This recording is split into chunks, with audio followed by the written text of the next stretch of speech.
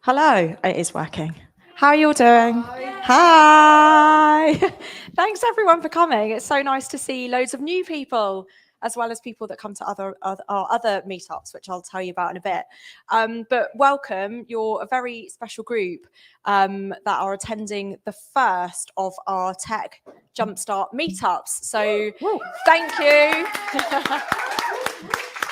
Yeah, no, massive thank you. Yeah, a really special one to be a part of. And we basically just wanted to start this group because there are lots of different tech events happening in Brighton and in other places and online and in person. And, you know, it's all very inclusive and it's for new people and older to the industry people. And, you know, there's all of that stuff, but it's still a little bit intimidating walking into a room sometimes, not really feeling like maybe you're part of the industry yet, or you don't really know enough to feel like you can maybe hold a conversation about the subject matter, or perhaps you want to ask some questions, but you think, am I engaging in this at the same level maybe that other people are, and you just sort of feel like you're floundering a little bit and asking the silly questions of which there's no such thing, but when it's you, sometimes you do sort of feel that way. So this is just really an inclusive, safe, welcoming space that genuinely really is for anyone at any stage of their career, and whatever the sort of motives for coming, whether you're in it, wanting to get in it, don't know anything about it, know a little bit, want to help other people on their way. It's for all of you, basically. So we're going to be running a series of these, hopefully quarterly, and there'll be lots of different talks, stories of different people, Q&As, opportunities to meet people, mentors, all of that great stuff that kind of comes with getting a bunch of people into one room and making good stuff happen. So please do become a member of the group if you're not already. Stay tuned for all the events that are going to happen in future. And please just do keep coming and keep telling us what's working, what's not working, what you want to hear more or less of, what type of people you want to meet, and we will do our best to make that happen.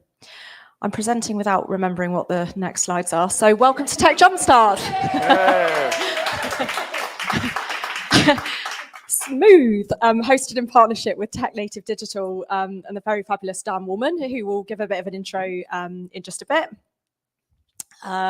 I can't remember which of the two agendas are correct, so let's just skip past those, but we're going to hear from Dan in a second, and then we're going to move on to our fabulous panel.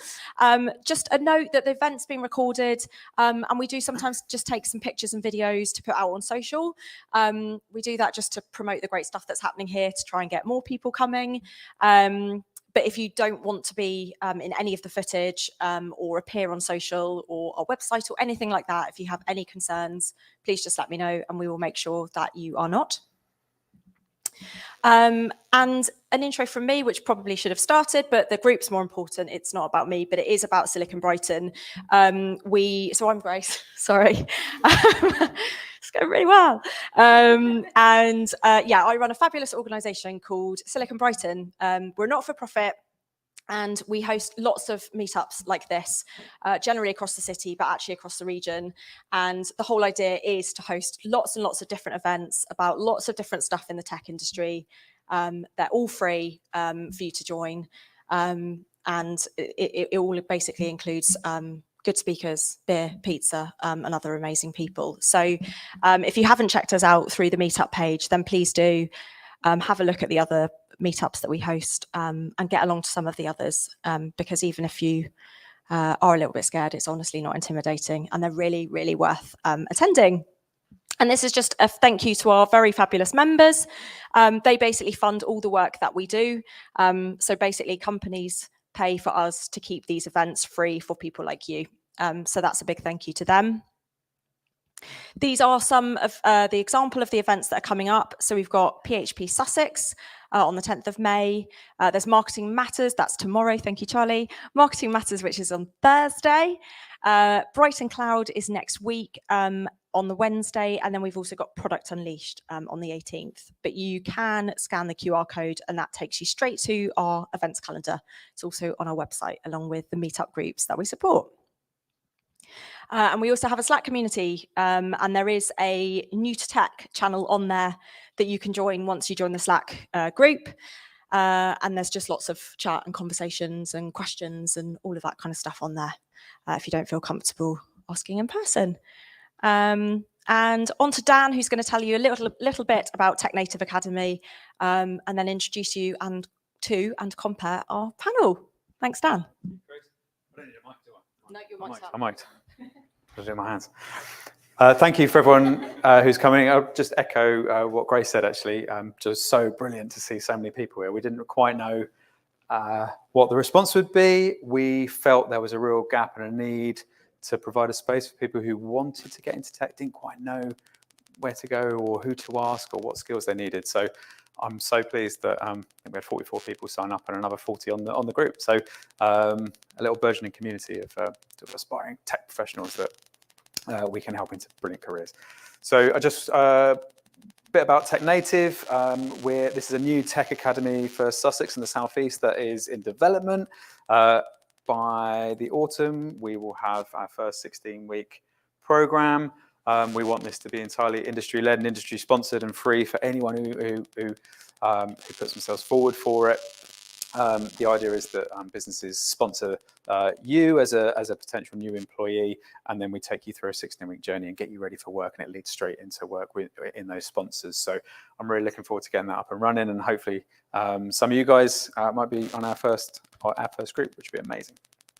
So I've just left some bits of paper around, so feel free to scan the QR code and just drop in your details for our mailing list, and we'll send you information as and when it comes out. Thanks, Charlie. So, it will be, yeah. It will be, yeah. It'll be pretty intensive, yeah. Yeah, exactly. There'll be a big journey you'll be going on, but it'll take you a long way. Sorry? October, we're hoping. But yeah, we'll let you know as soon as they're ready to go. So, Tech Jumpstart, as Grace said, place for people to connect. And also, we've got some employers in the room tonight as well. So, our fabulous group here, who I'll be welcoming up soon, and also some other people in the room I know who are looking for people to help them. So, make sure you chat afterwards and sort of know where there's a bit of time afterwards. Oh, Charlie's gone. There we go. That's right.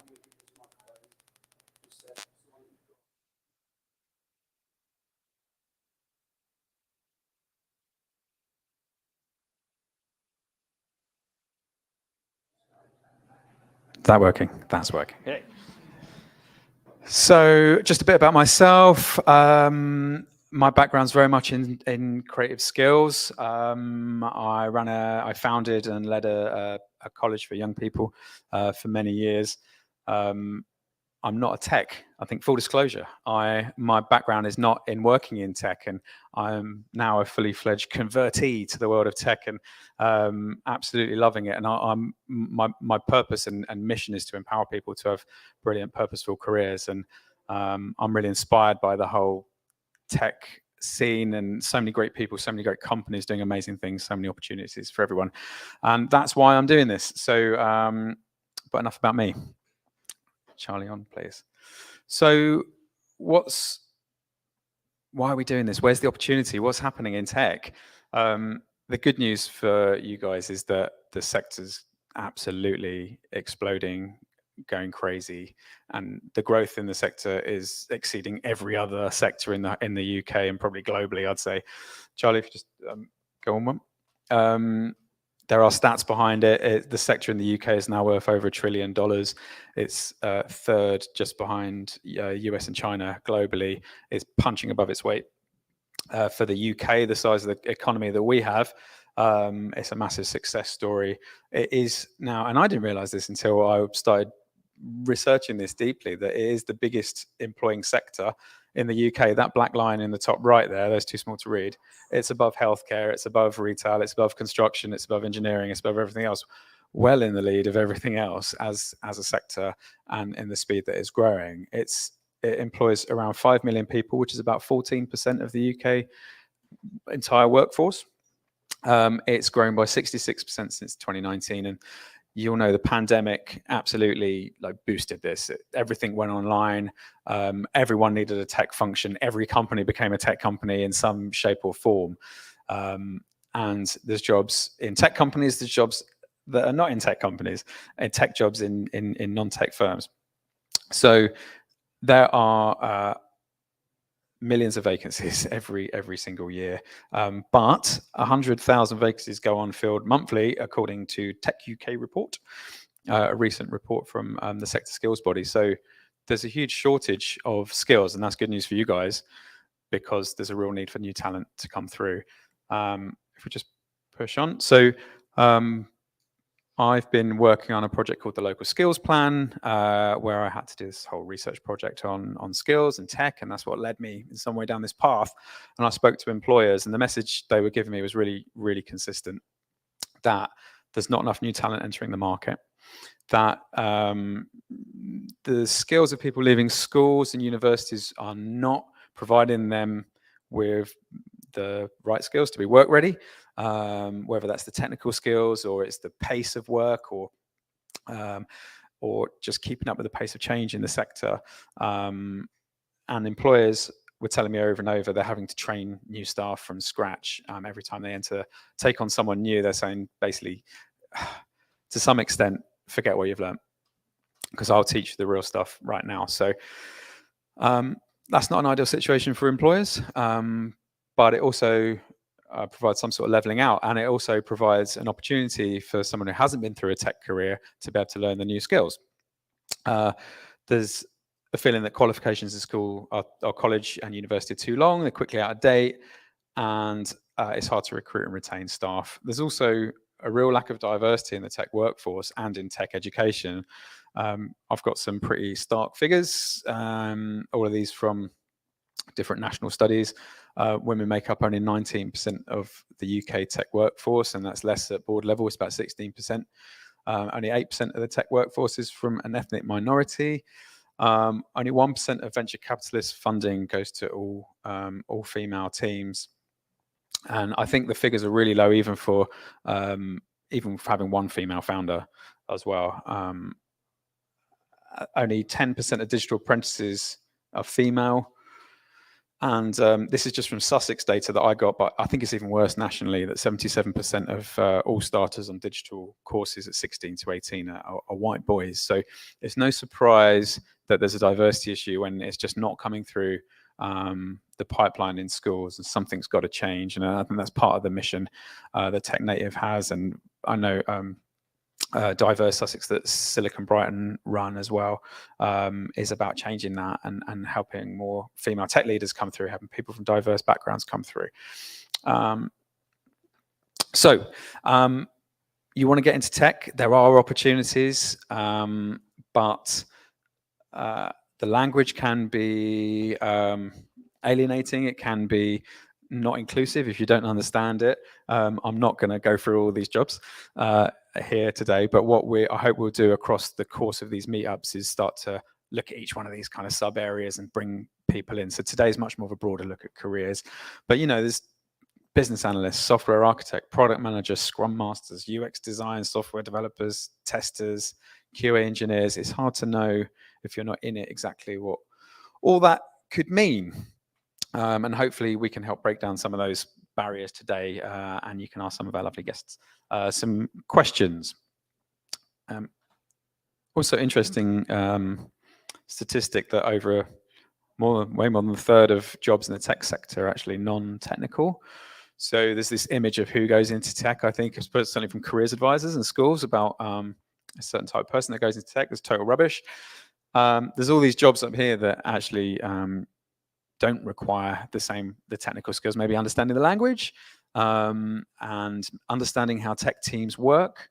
But product managers, UX designers, copywriters, even just operations management and product marketing and branding and social media and marketing and so on. There's big gaps across the board in all these jobs. So you don't have to be a coder. You don't have to be a certain type of engineer to get into tech. There's jobs across the board.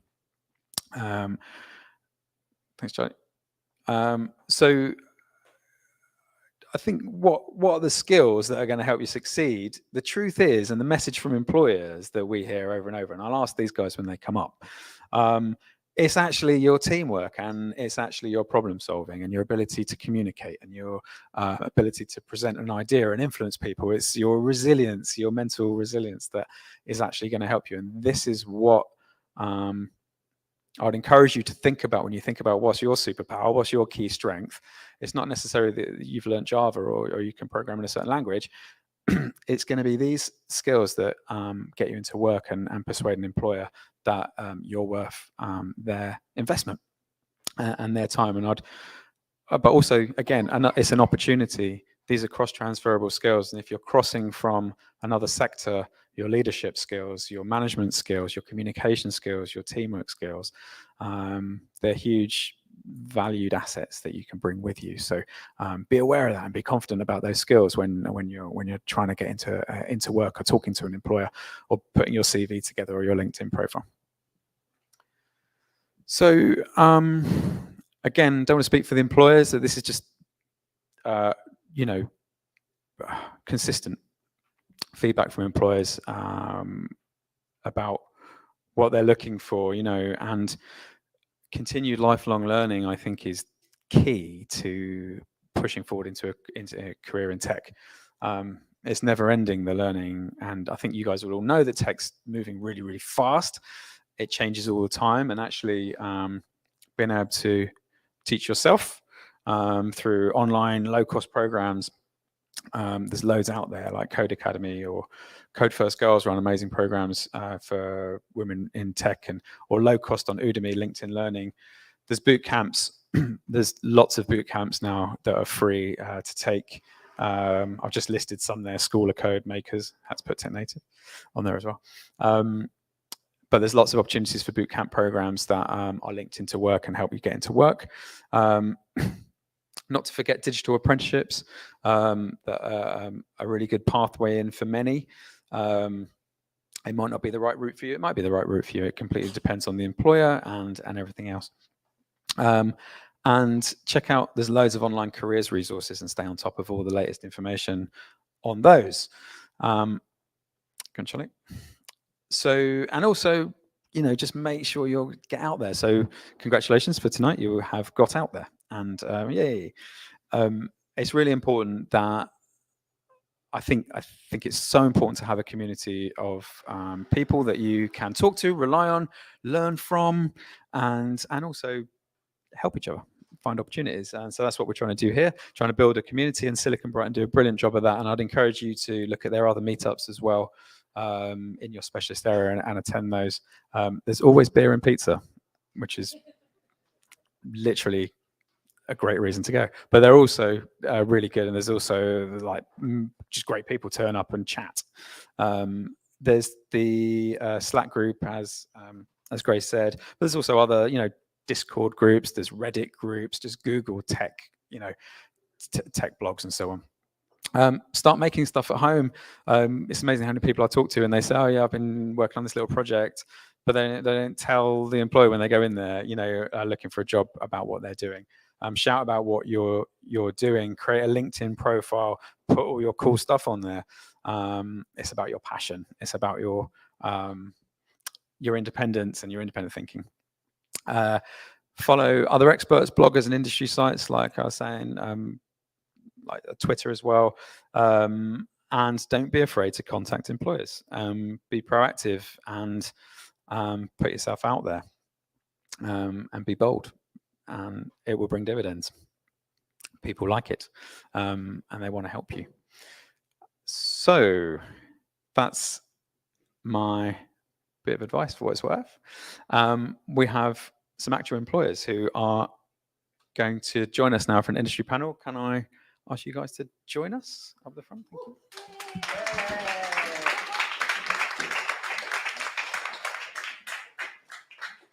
I need a seat. Hold on.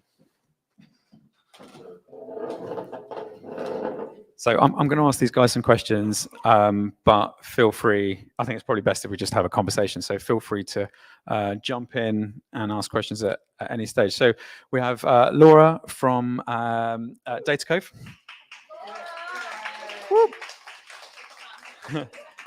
Emma from Expert Thinking. Chris from DabApps and Certain. And Ryan from Microsoft. Correct. So I'm going to pass the mic to you, Ryan. If you guys could just say a little bit about your own journey, how you got into your role, the sort of journey you've been on, any lessons learned, and so on, and then we'll take it from there. Hi, everyone. So I've only ever worked in IT, went to college, did a college course, started working in IT. I've been in the industry for 20 years now.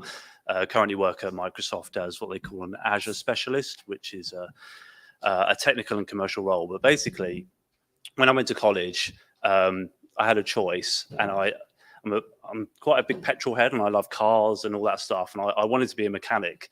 But I also really like computers from playing computer games and doing all that kind of stuff at home. So I was at this crossroads of, do I go into mechanics or computers? Decided to go into computers because, it was an up-and-coming industry 20 odd years ago.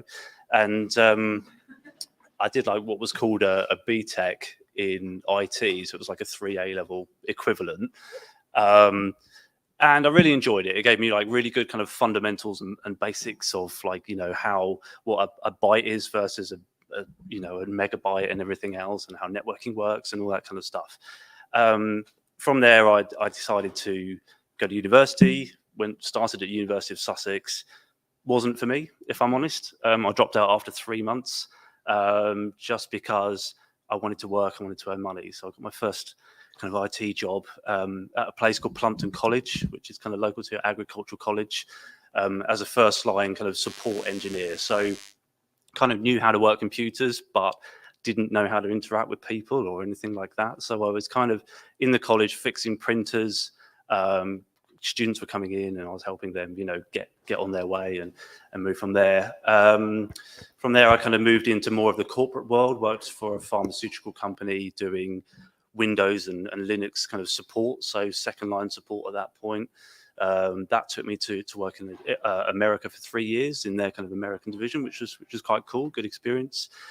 From then, I kind of moved more into what they call the partner landscape, so IT services in the local area. Moved into a third line support role, so still fixing stuff, but less printers and computers, more servers, switches, firewalls, more of that kind of enterprise stuff, and really enjoyed it, and gave me kind of a good well-rounded experience. And I stayed in the partner world for probably about 10 years, moving more into the implementation space. So I became a consultant from there, so actually doing the installation of switches and things like that, and then into architecture, so designing and writing documents effectively for people to go and implement things from there. So yeah, that was the bulk of my IT career. And then I decided to apply for a job at Microsoft. For me, Microsoft was like the end of the rainbow. I've always kind of deployed their products. I always wanted to work there throughout my career. Managed to make the leap, and now I kind of work there originally as a cloud architect, but now I've moved into more of a technical sales role. So wanted a new challenge, did a lot of the kind of tech implementation stuff for a while, and now I'm here doing that. So yeah, feel free to quiz me in terms of what went wrong, what went right, what the recruitment process was like, and that's kind of who I am now. So I'll pass my over. Thank you. Hi all, I'm Emma, and it's lovely to meet you. So my career journey started in banking. So I didn't decide to go to university. I got a place, but after getting it, thought it wasn't for me, and didn't want to go and make the investment in that. So always enjoyed finance. So that's where my career began. So I was on the retail side of things, so a customer service representative. Lucky to work for a bank that really wanted to develop their people and upskill them. So worked through various roles through to assistant store manager, and then really liked working with business customers, which led me into a business management position. So there it was all about building those customer relationships and supporting them on their journeys. So that had been about 7 years actually in banking. I was really enjoying it. Lucky again to work with an employer that was always about what's next for you. And I think it was taking that time to sit and think about that. I was like, what is next for me? Looking at the role and what was involved in that. I didn't know if I fully was going to enjoy that. I was quite loyal to my employer as well. I didn't want to go to another bank. And it leaves you quite panicked because you kind of built up your beginning of your career somewhere in one industry. Didn't really know what to do at this point. Again, just started to think, I'm sure you've all done it when you go and have a little look on Indeed. Again, sometimes quite a daunting process because you're looking at all the roles out there, and then you take away your industry that you're potentially not looking in because you're looking for that new challenge. And then you also have the entry level requirements of a degree, and you kind of come away being like, why did I do that? Why did I search for this? So I guess that was quite an interesting crossroads that I came to, but again, wanted to be proactive about that. So started to do some research in my own time, what was out there. And it just so happened I actually went for a coffee with a friend and was just sitting and talking about how I was feeling and what I was considering. And interestingly, she said, I actually think I know someone that is hiring at the moment and you might be a good fit for the role. So that was when I was then introduced to my now boss. Starting that journey, he explained a little bit about the role to me. I think I came away from that initial conversation. I was like, why would they want to consider me? A bit of self-doubt. I'm not technical. I'm going to hold my hands up and say that. Obviously, I'll explain a little bit about my role in a second. But this was my first experience to that kind of industry and the tech community. I went through the interview process and was getting more and more excited about what the role could involve.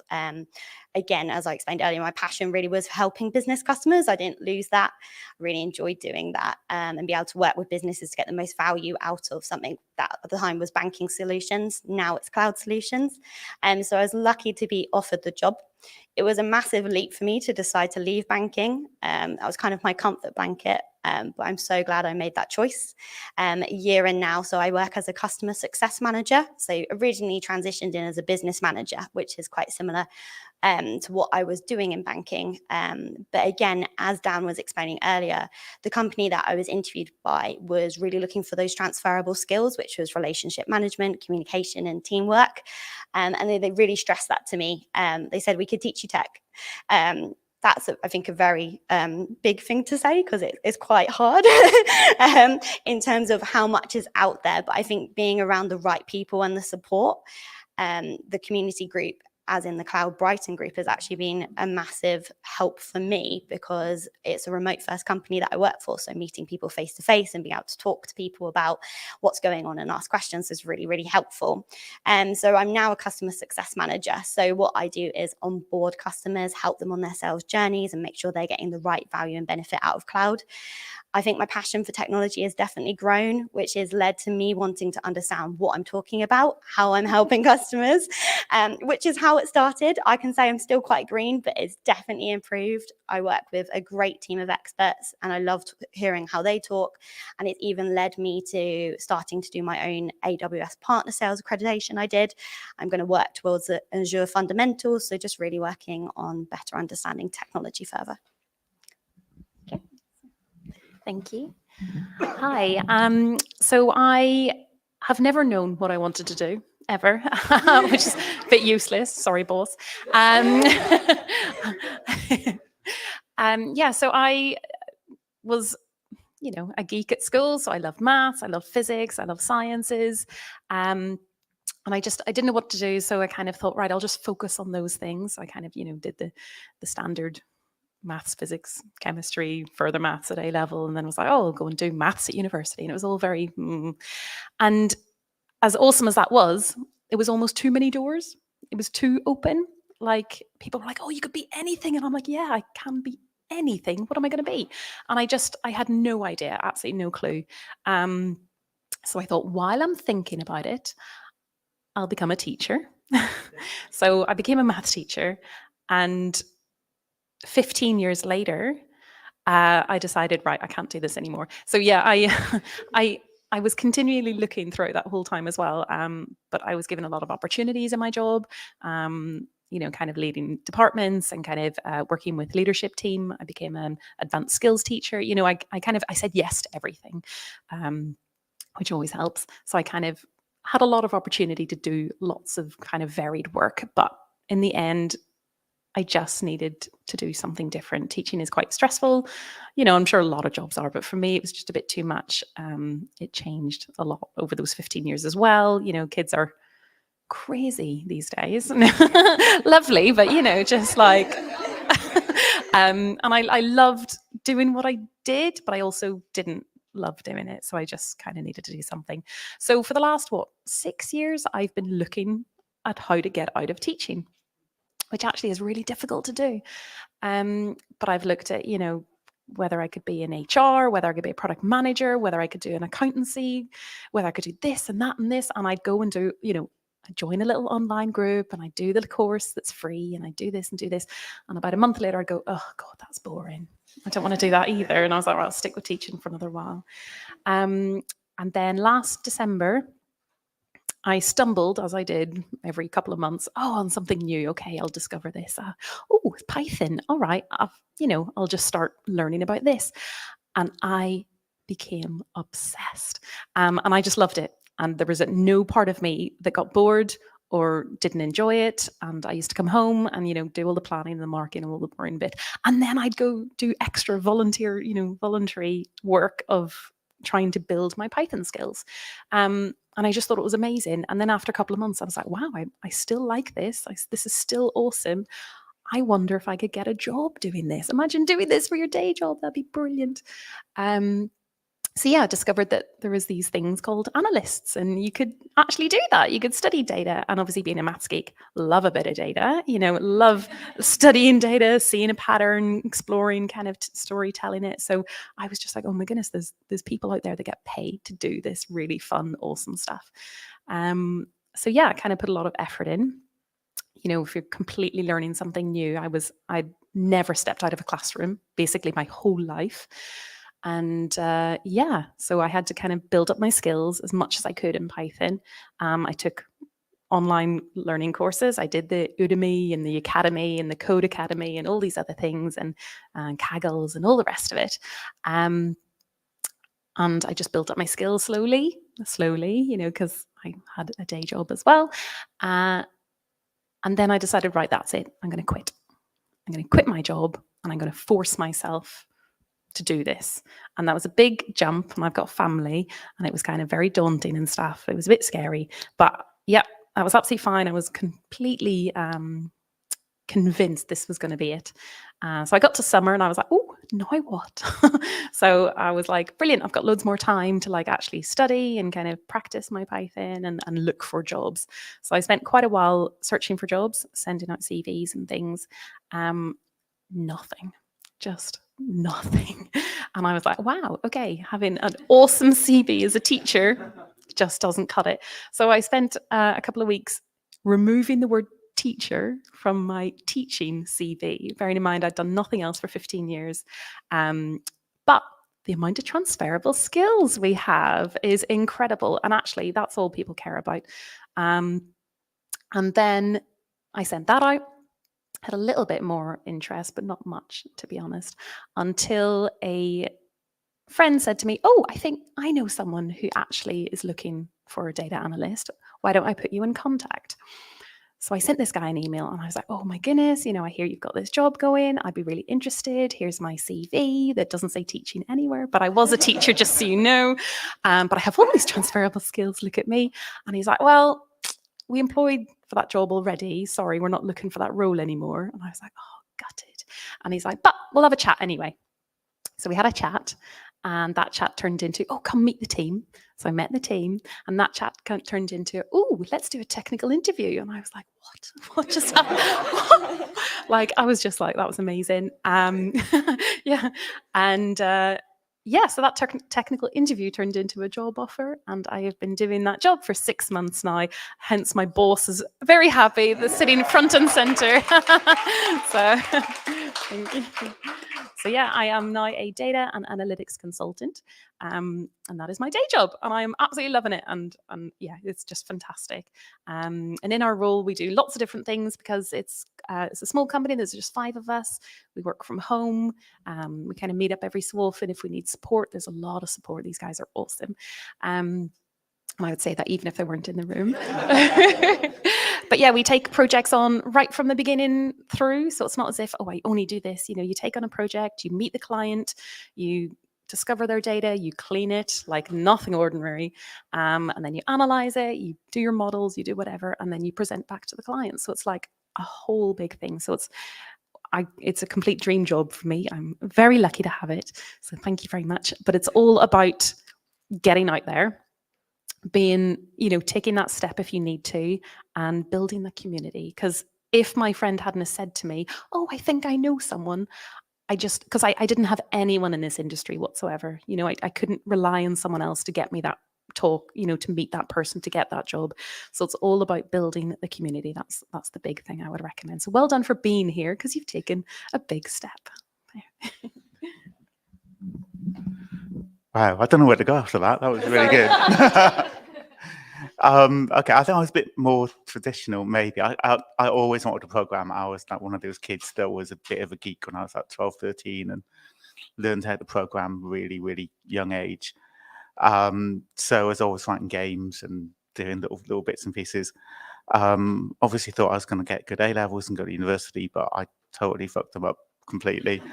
Probably because I was drinking too much and probably writing games too much.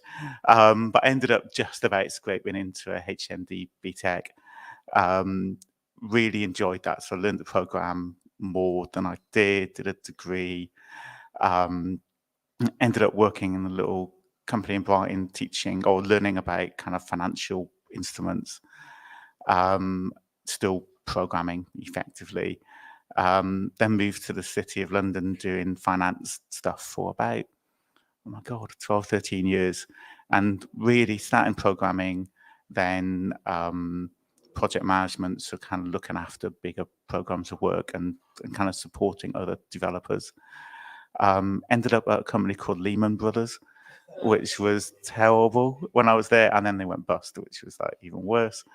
So I lost my job, and I was like, I don't know, what do I do now?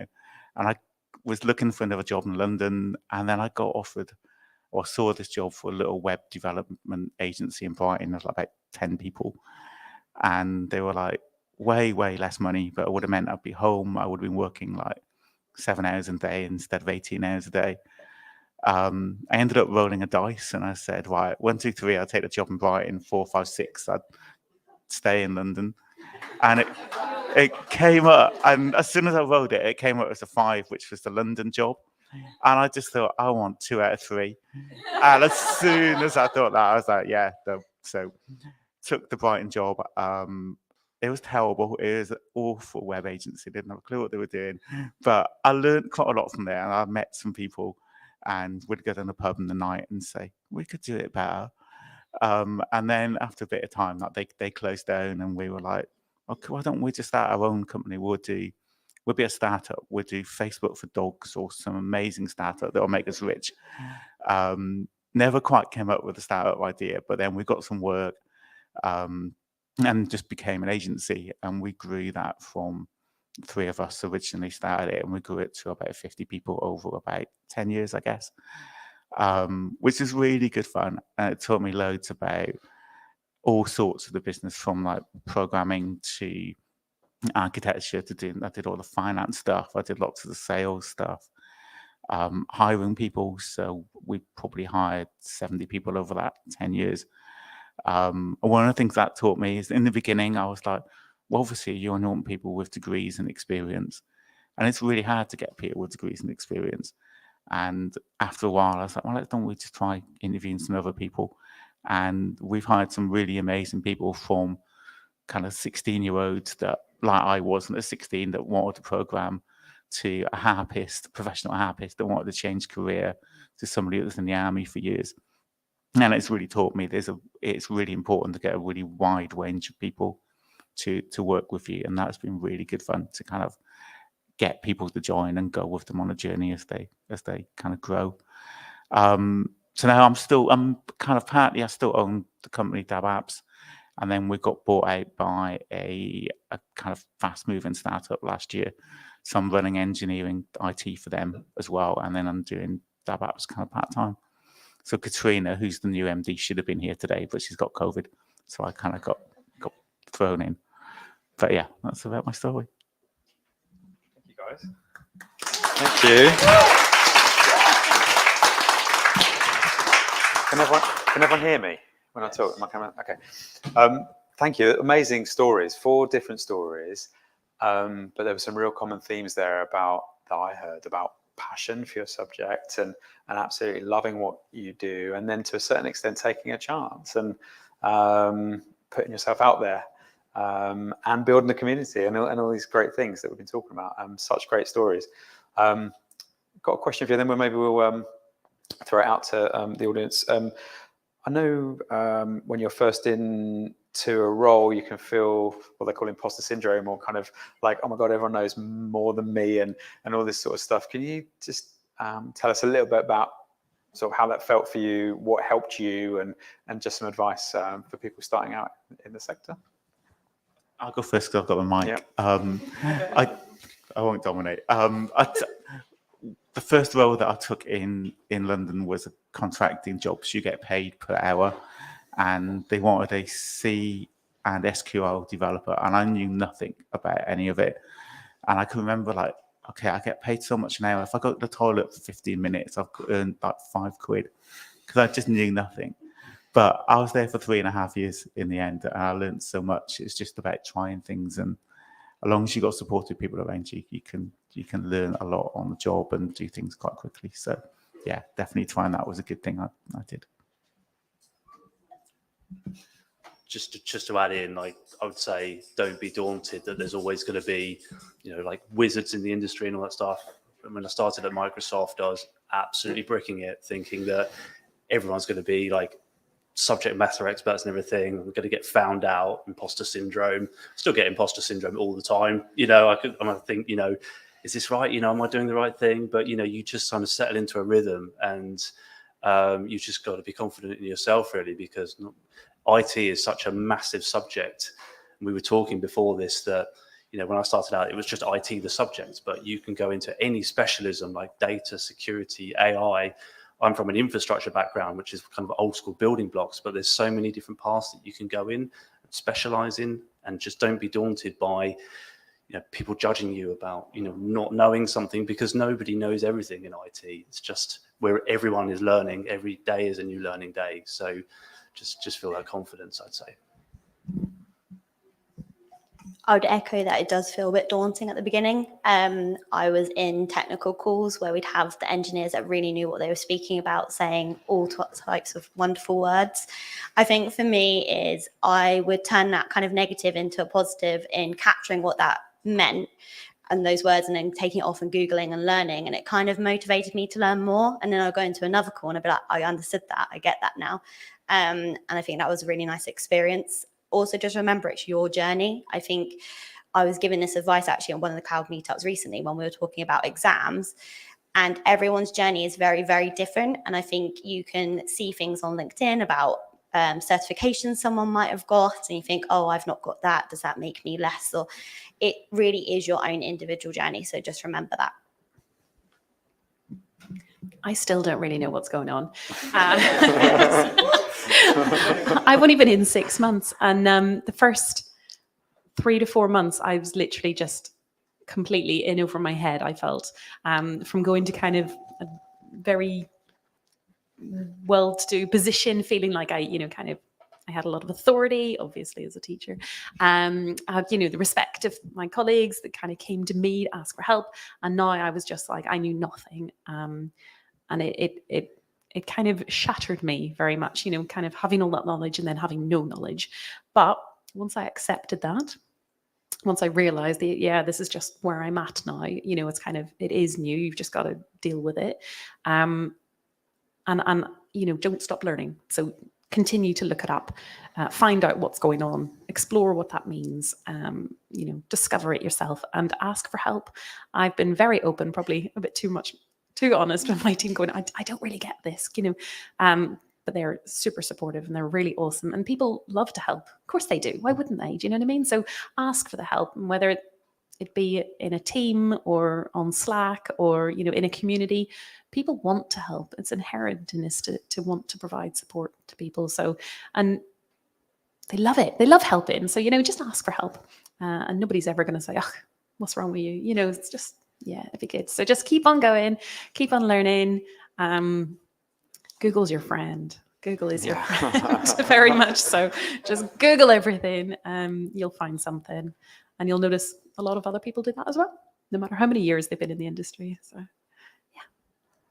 Thank you. Yeah, go ahead. Go. Just touching on that subject of being a little bit of an imposter syndrome coming onto you, how to be kind to yourself? How do you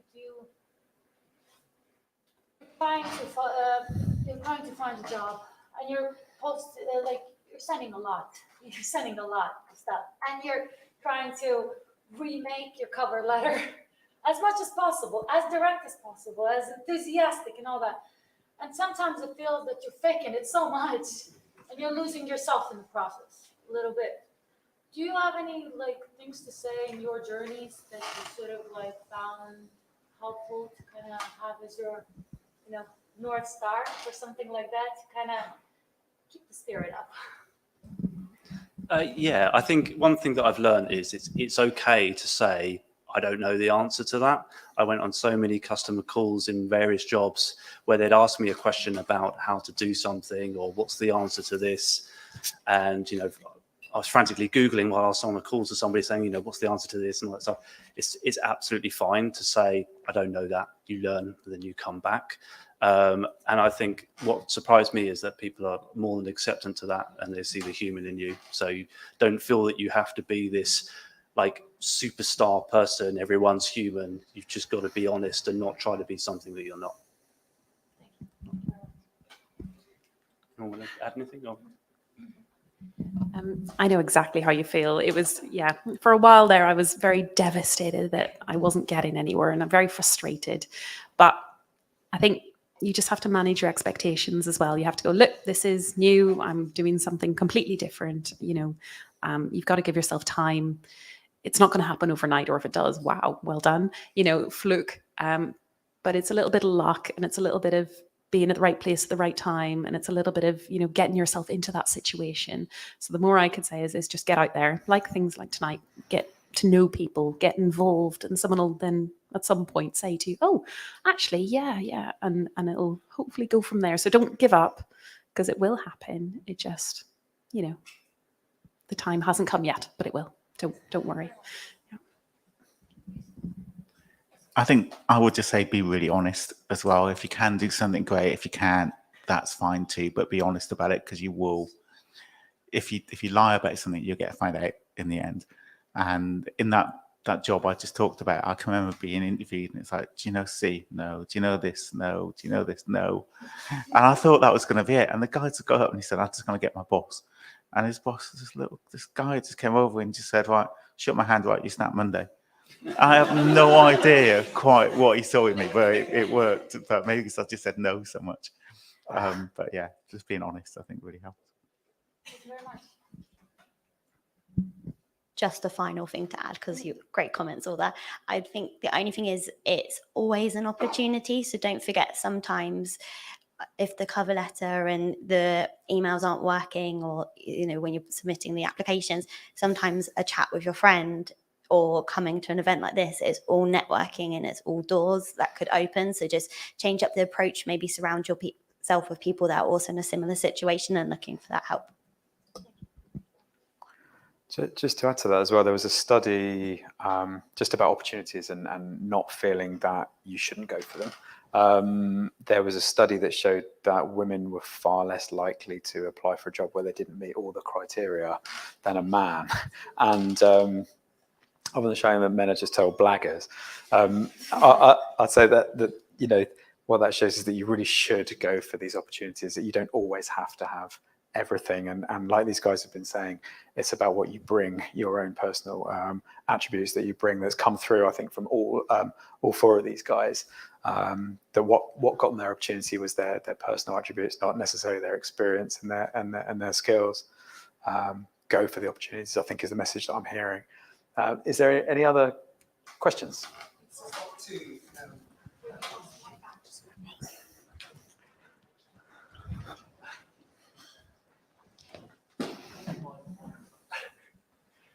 So I've got two questions, one for Laura specifically, and then the other one just general for. The second question is a bit difficult because I know none of us got a silver ball, so we don't. So the first one for Laura is, you obviously said you were working full-time as a teacher before you did your Python. How long did it take you before you started your Python, your tech journey? How long? Was it a couple of months, a year, 2 years? Learn how to code, to get all your Python done and stuff like that. And the second one is, obviously, everything with AI now, ChatGPT. I know it's difficult to answer, and I'm not expecting any answers. What will be, obviously, I think the concern for a lot of people, regardless of what industry you're in, is what is a good skill to learn that AI would not. It's a bit difficult, but yeah, how can I word it? Skills or coding, language that in 10, 20 years, maybe because of AI and because of what we're all seeing now. Sorry, I can't. Is that? Yes. Well, yes. Is AI taking all our jobs? Difficult. Yeah, it's a bit more difficult to answer, but yeah. Wow, yeah, I know, a bit difficult, but what is your opinions,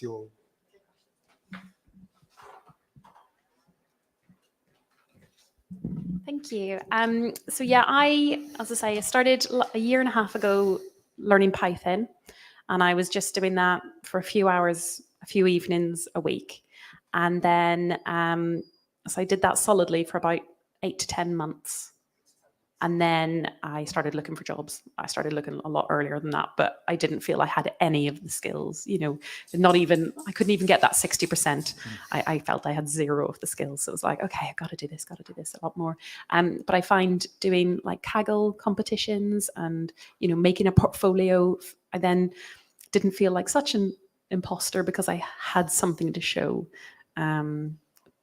But I'm still learning very much. I'm very thankful I've got a job that I can learn on top of, and versus what I was learning in those kind of Code Academy and kind of tutorials taking you through, and even the Kaggles where something is a little bit different. I learn a lot on the job now, which is great, but at least it's doing exactly what the clients want. So every day is kind of a bit different. So yeah. So it's been exactly 18 months since I started coding. And I've been in my job just 6 months. So, yeah. I have no idea about the future, sorry.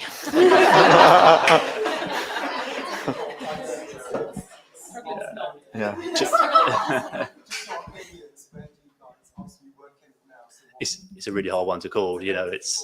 ChatGPT is very in the now. It's in the media a lot, but it's one of literally hundreds of thousands of different things that you can do with IT and technology. So there's a lot of hype around it, but I wouldn't focus on the hype. I would say try and understand as broad a spectrum as possible and see what piques your interest.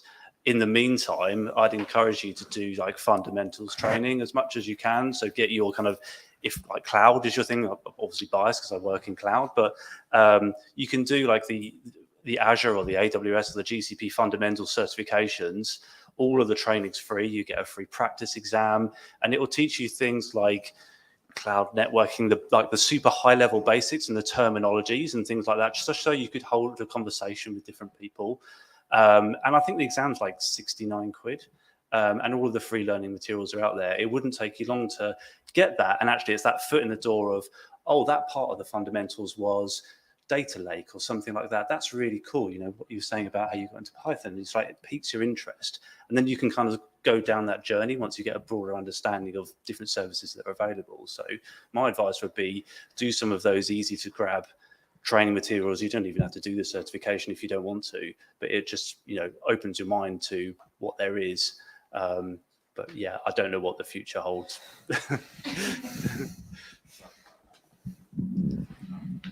So we're doing quite a bit of AI at the moment, mainly because our funders are really pushing us to do it. I don't think it's going to completely revolutionize the world as much as people say it is. We're using it to write automated testing and help with QA. When you actually use it to write code, it's not always as good as it looks. I think there's a long way to go. And you think about how many systems you use on a daily basis that are completely rubbish. You like want to do a meter reading, or you want to book a restaurant, all that stuff is still junk. So there's ways to make things much, much better. And I don't think AI is always the way to do that.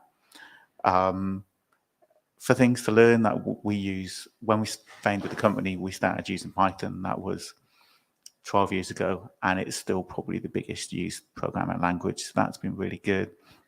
Understanding databases is still really important if you're doing that kind of programming thing. Or if you're not technical, being a kind of project manager, whether it's really specializing in a product or kind of managing the work that happens, that hasn't changed much in 20 or 30 years. And I think that'll still be needed in 20 or 30 years' time. Agreed. What they said. I think it's a difficult one to know, isn't it? I think from a skills perspective, whenever there's a new technology, the people who come out on top of the people who learn to leverage that technology to the best use of teams and others.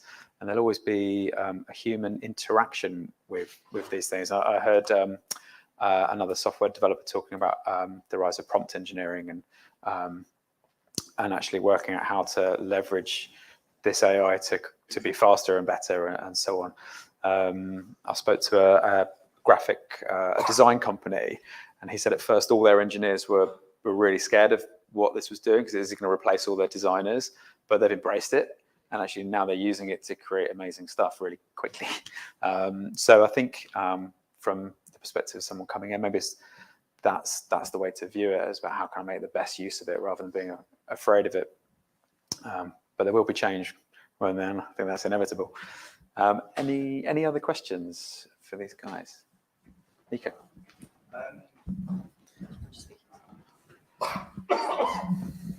Yeah, I was wondering about your opinions on portfolios for programmers, because obviously for like artists and probably UX designers and stuff, they're quite important.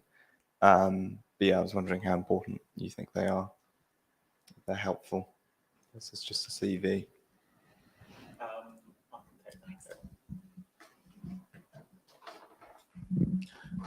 So yeah, if it's a developer who's applying for us, we would, if they've got a GitHub profile, we would ask to see that. And it is sometimes really useful to look at what they've done, what kind of experience they've got. We don't do code tests because I hate that kind of thing. We kind of chat to people and figure out what they know. But having some good examples you can run through and get them to explain things is pretty important just for that kind of technical role. So yeah, it can be really handy.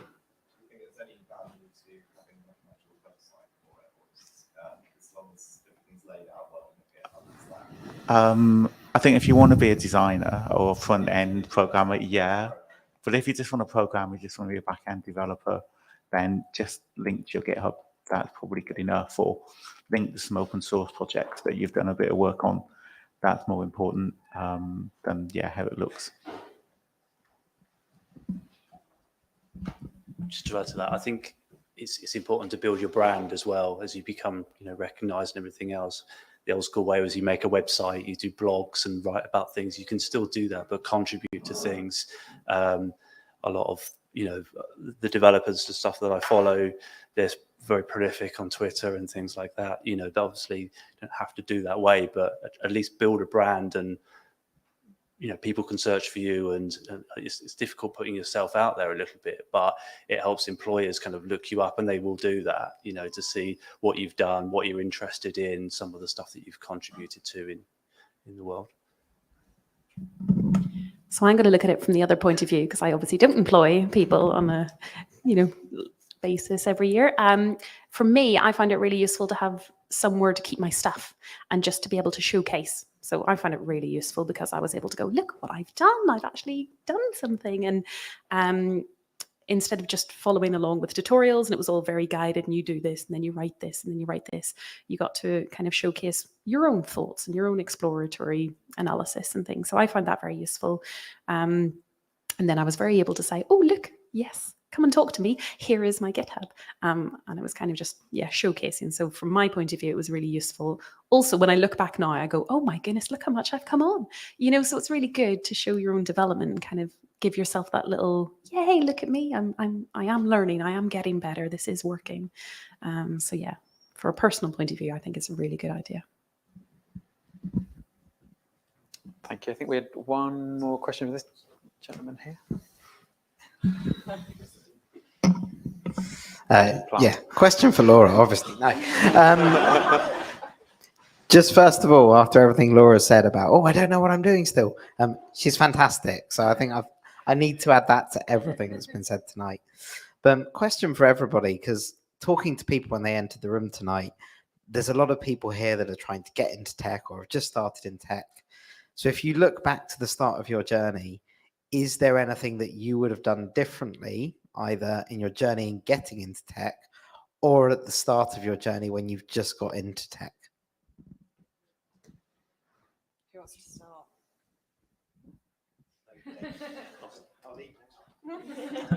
Thanks for that. No, I don't think I would have done. Only because, and I guess for reference, the background that I came from in infrastructure is it's always been there, right? It's like being the plumber in IT. You plug things in and you make things connect to things and you store things in boxes and things like that. But at the same time with that, I'm now trying to make myself more well-rounded because IT is so many different areas. So I've done things like my data fundamentals and AI fundamentals and security fundamentals. And in hindsight, I wish I hadn't have been so tunnel vision about this is what I do now and this is what I enjoy, thinking a bit more retrospectively about how the industry will change. I mean, I know nothing about programming and AI. And actually, I wish that I kind of would, because I'd be able to hold more conversations with developers that I end up selling to and helping them, deploy solutions, but they end up quickly losing me in conversation. So going back to what I was saying earlier about always learning, I wish I would have split my time between developing what I do at the moment, but also trying some of the other roads a bit earlier on, if that makes sense. I will be upfront and honest. Before I started my role, I tried to go through doing my Azure fundamentals. When I was doing all the training, I found this a bit overwhelming because I hadn't applied anything or been in the environment where we were talking about this on a daily basis. So that is one thing I may actually regret at the beginning. I feel a lot more confident talking about it now since I've had some time to practice. It might not be for everyone, but don't feel potentially you have to jump right in the deep end, because for me that was a deep end because I wasn't technical or talking about it on a daily basis. What I wish I would have done is spent some more time on the basics, just watching YouTube videos. There's so much out there. They're really, really helpful. And even just industry news, what's going on, what's a hot topic, because again, it's great just to be able to have those conversations with customers. One thing I find really, really helpful was these groups, these Silicon Brighton groups and kind of all these sort of groups. And unless my boss had forced me to run one of them, I wouldn't even know they existed. Well, so they run Brighton R, and then obviously because I'm a Python coder, they're like, brilliant, you can run Brighton Python. So I took that on, not having a clue what was going on, not even just didn't really know what Silicon Brighton did or that, anything about the community. Bit shell-shocked to begin with, I must say. But now it's just so nice having this community. So you can chat to people, you're on the Slack, you can hear the news. There's a job board on there. You always know when someone's looking for jobs. It's really important to build this community. So well done. Your first step is you're here, join in. That's what I would say more to kind of, if I hadn't have been in the position to be involved in this group, I would have been worse off, I must say. I think having that connection and having this community has been hugely beneficial. So, yeah. This isn't really technical, but I think the thing that I wish I had the courage to do sooner was to start my own company, because it was like I didn't have a clue what I was doing. I had a mortgage, I had kids, and it was like, I'm going to go bankrupt next week. But in retrospect, I wish I did it 10 years earlier, because it's really good fun. But don't tell that to anyone that works for me, because I don't want them to leave. Thank you, guys. Any more questions? No, we're going to try and finish at past, won't we? But go ahead. Oh, no, it's just a quick question. It's just so we can hear online. Okay. Yeah, I'm in a similar position to you, as you were saying in your story, how you were like, should I learn about cars or tech? And my stepdad, he's involved with cars, but he's like, go learn tech. So I was just, anyways, just wanted to ask, do you still love cars?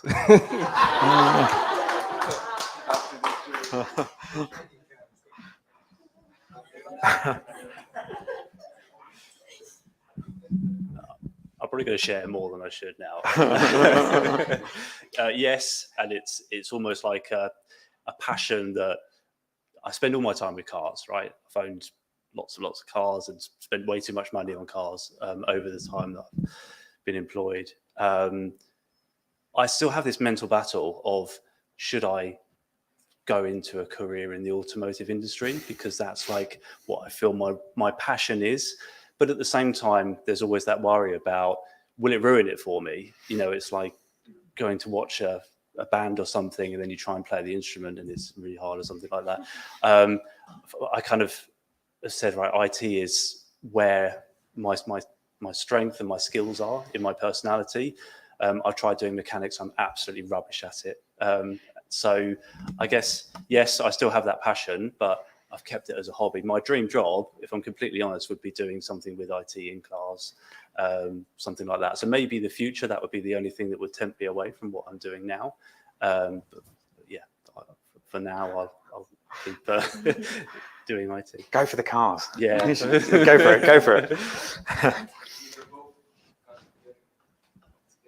They are, yeah, especially with electric cars, and it's all a big computer. So yeah, definitely, I think they're converging very, very quickly. Yeah. Yeah. Yeah. Right, I think we're out of time. Thank you so much for your insights and information and feedback for the guys. So much great stuff there.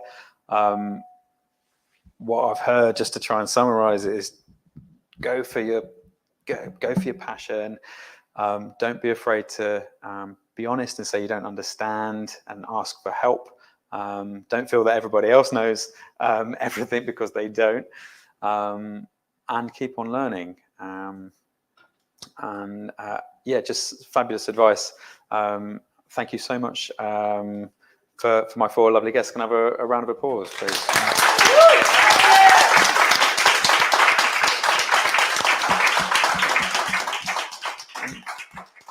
And a huge thanks for you guys for coming out this evening as well. And yeah, you've taken your first step in building a community. Well done. You've now got 20 minutes or so before we have to maybe get booted out. There's some beers, and feel free to have a chat. Make sure you chat to these guys and chat to each other, and we'll let you know when the next one is. I'm really looking forward to it. Thank you so much for coming.